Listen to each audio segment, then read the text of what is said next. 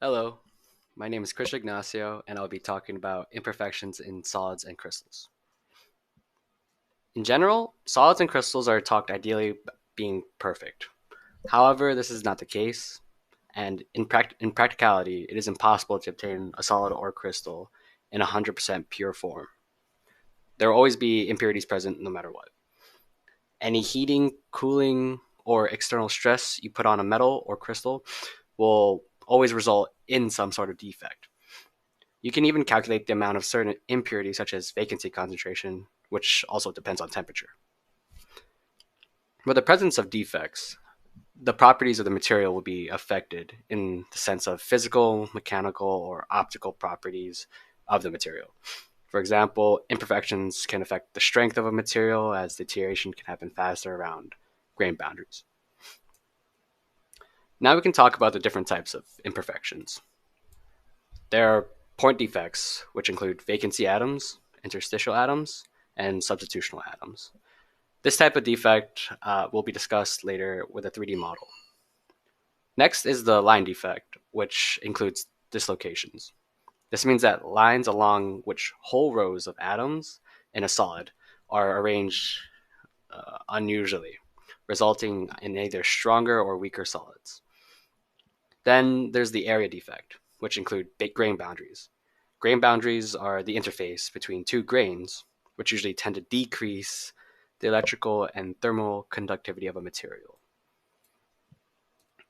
Going back to point defects, vacancy atoms are defects in which lattice sites that would usually be occupied in perfect crystals are not present.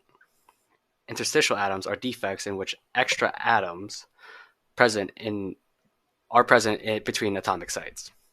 Substitutional atoms are a defect in which an impurity atom will quote unquote substitute an atom and take its original position.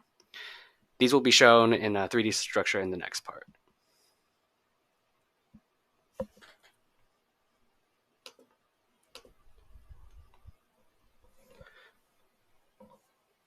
So in this case, I made two different types of grids of atoms. And in this case, in the yellow, um, this is an example of a vacancy atom. And if a neighboring atom moves to occupy the vacant site, the vacancy moves in the opposite direction to which the site would be occupied from the moving atom.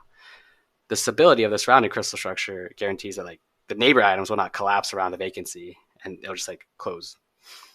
In some materials, neighboring atoms will actually move away from the vacancy because they experience attraction from atoms from its surroundings. But this is an example of the second part. Right here in the green and red, the red ones are the interstitial atoms. As you can see, they are the quote unquote extra atoms placed in between the sites. And you can see how it also causes an increase in the density of the substance as it's more particles. The last thing I'll be talking about is the substitutional, and this causes different types of stress, like tensile if the atom is smaller, and compressive if the atom is larger. And in this case, I showed a case in which the atom is larger, which pushes everything more away and is compressive. Is there any questions? Thank you for listening.